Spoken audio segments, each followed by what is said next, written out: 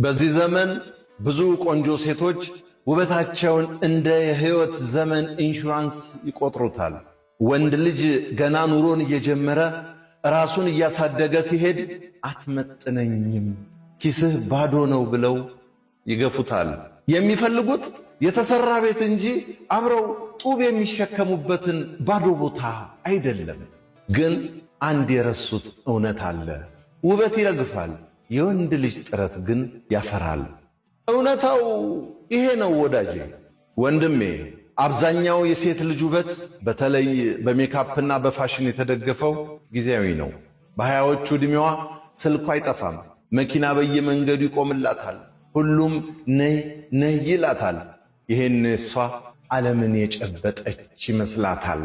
ባጃጅ የሚነዳን ወንድ አታውቀውም፣ ግን 35 40 ሲሞላትስ ያኔ ያ ቪኤት ያቆምላት የነበረው ሀብታም ሌላ የ20 ዓመት ልጅ ይፈልጋል። ያን ጊዜ ያ ትናንት የናቀችው ባዶኪስ ወንድ ዛሬ አድጎ መኪና ገዝቶ ሚስት አግብቶ ቤተሰብ መስርቶ ታየዋለች።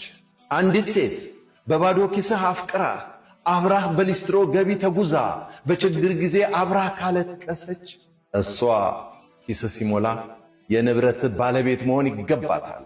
ግን አንተ ለፍተህ ደክመህ ላብህን አፍስሰህ ሀብት ስታፈራ ድንገት ብቅ ብላ እወድሃለሁ የምትልህ ሴት የምትወደው አንተን ሳይሆን ምቾትህን ነው ወንድሜ።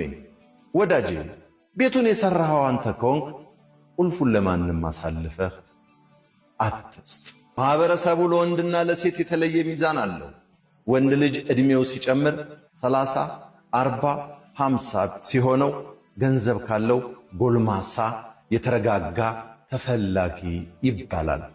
ሴት ልጅ ግን ዕድሜዋ ሲገፋ ውበቷ ሲቀንስ ማኅበረሰቡ ጊዜው አለፈ ይላታል።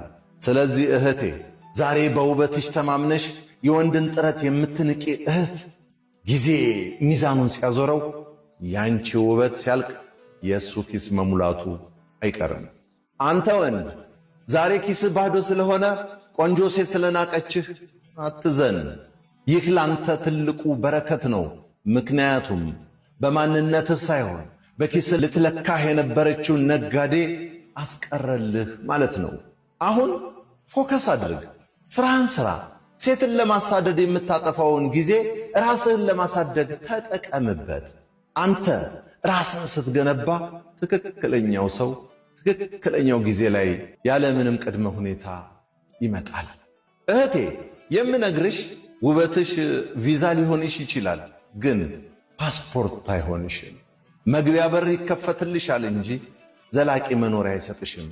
ዘላቂው ነገር ጥሩ ባህሪና አብሮ አዳጊነት ነው። አንተ ወንድሜ ዛሬ ባዶ ኪስህን ያየች ሴት ነገ ሙሉ ኪስህን ማየት የለባትም። ዋጋህን ወቅ፣ ዓላማህን አሳድ። ጦማሪው ፈላስፋው ጭሰኛ እንዳዘጋጀው በለጠ ሸቴ ዘሀገረ ኢትዮጵያ እንዳቀረበው